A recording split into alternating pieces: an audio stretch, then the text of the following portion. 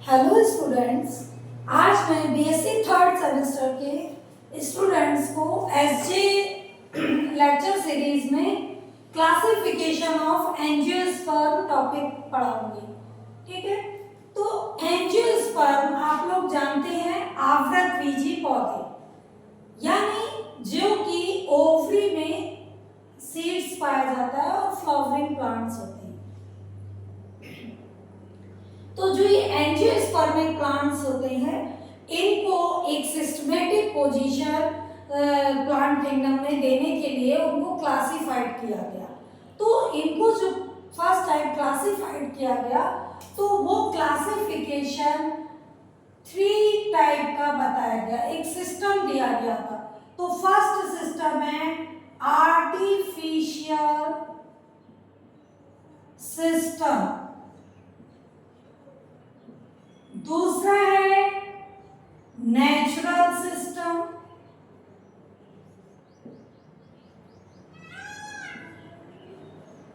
और तीसरा है फाइलोजेनेटिक सिस्टम।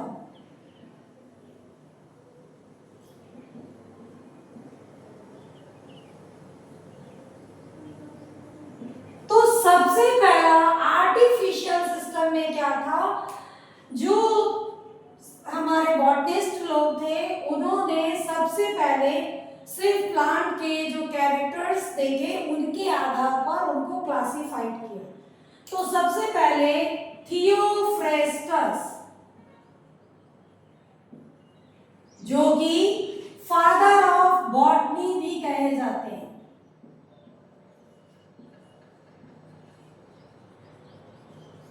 इन्होंने क्लासिफाइड किया प्लांट की हाइट, उसका स्टेम और उसकी स्टेम की क्वालिटी वगैरह देखकर।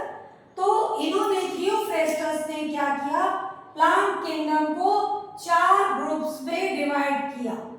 वो 4 ग्रुप्स क्या थे?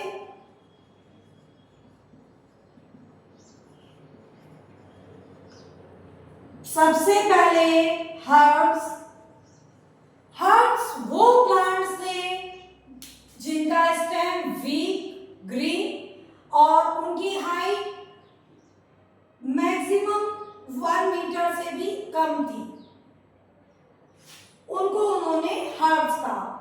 जनरली जैसे कि साइनोडोन, साइनोडोन को दूब घास भी कहा जाता है। इसके अलावा आपका भुई आंवला, जिसको फाइलेंथस नेरूराई कहते हैं,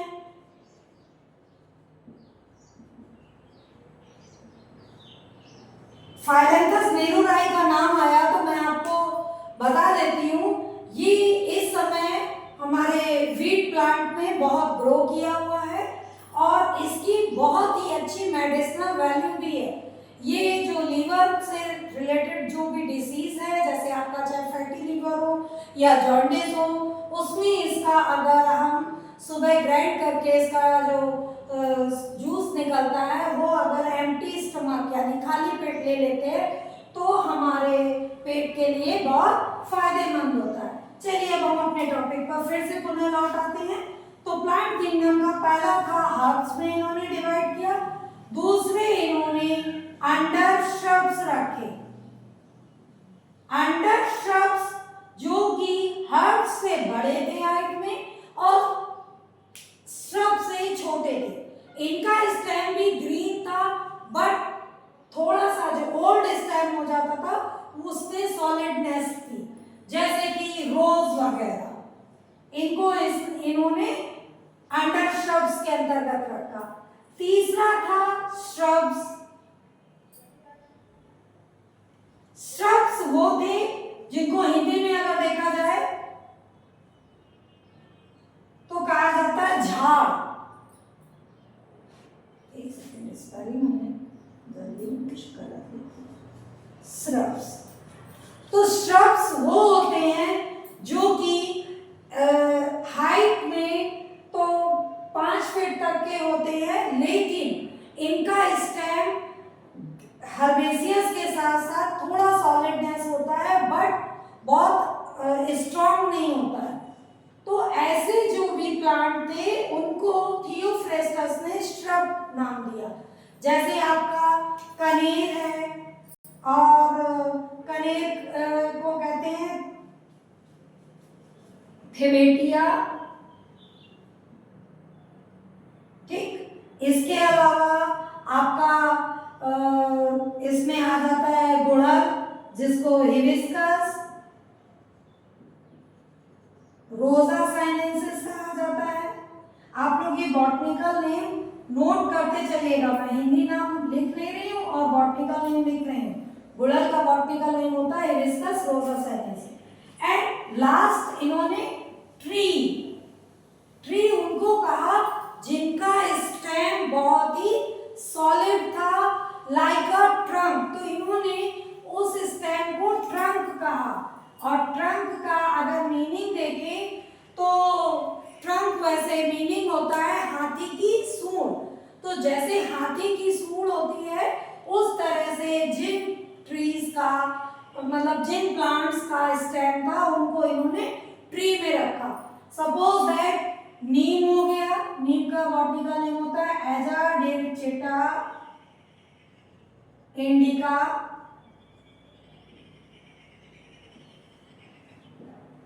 ठीक। इसके अलावा पीपल का होता है फाइकस ग्लूमेरेसा।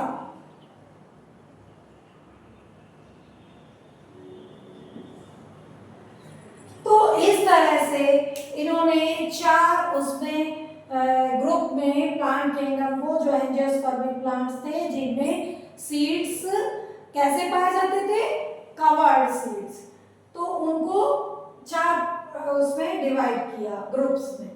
ये थे थियोफेस्टस। फिर बाद में इनके एक स्टूडेंट्स आए जिनका नाम था कैरोलस लीनियस।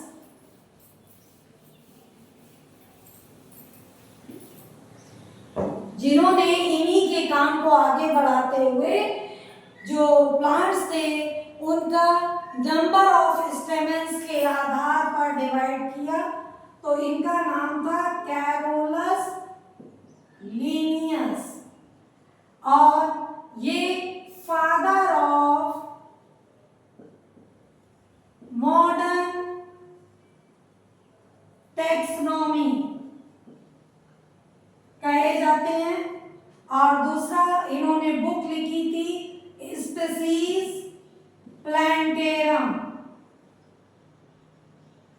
1753 में, 1753 में, जिसमें इन्होंने बायनोमियल नोमेनक्लेचर भी दिया था, जो मैं पहले आपको पढ़ा चुकी हूँ। तो इसी बुक में इन्होंने अपना क्लासिफिकेशन दिया और इन्होंने जो प्लांट किंगडम था उसको नंबर ऑफ स्टेमेंस के आधार पर डिवाइड किया 24 क्लासेस में। तो स्टेमेंस आपको पता है एंड्रोशियम का एक पार्ट होता है स्टेमेन, मतलब एंड्रोशियम जो है ये मेल रिप्रोडक्टिव पार्ट होता है, और एंड्रोशियम का जो एक यूनिट होती है उसको कहते हैं स्टेमेन, ओके, जो कि फिलामेंट और एंथर से मिलकर बनता है। इस एंथर के अंदर पॉलिन ग्रेन्स पाए जाते हैं, ठीक है। तो ये इस तरह से नंबर ऑफ स्टेमेंस के आधार पर इन्होंने अपने प्लांट किंगडम को 24 क्लासेस में डिवाइड किया। अब नेक्स्ट टॉपिक में मैं आपको कैरोलस लीनियस द्वारा पढ़ाया गया आर्टिफिशियल क्लासिफिकेशन ऑफ एंजियोस्पर्म बताऊंगी।